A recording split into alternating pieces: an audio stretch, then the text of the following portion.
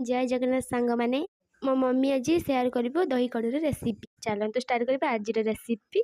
प्रथमे दही कड़ी 200 ग्राम बेसन, धनिया पत्र आ कि भृषंग पत्र, लुण, हलदी गुंड, जीरा गुंड, धनिया गुंड, लंका गुंड सब गुड़ी को पकई सारा पानी मिक्स करदे। तापर ये मुझे आलू और प्याज को चुन चुन कर काटी ताधे मिसेक भल भाव मिक्स करदे। यहाँ रेडी है आप पकुड़ी। तापर ये तेल को गोटे बाउल गरम करदे। तापर से जो पकुड़ी गुड़ा जो रखी भल भाव छाणीदे।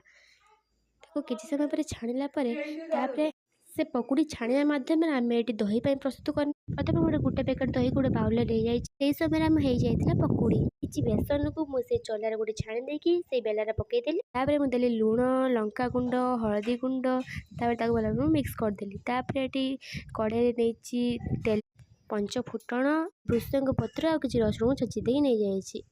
तापर जो करते जो दहीटा से पकईबा और मिक्स करवा। तापर ये भल भाव फुटी देखु केते सुंदर फुटिया छाड़देवा। देखो ये फुटीगला। तापर यहाँ हाफ टू स्पून चीनी। तापर मुझे पकुड़ी को रखी पकईदेवा। ये आमर हो जाए। तापर किसी छुंक देदेली जीरा तेल लंका रेडी।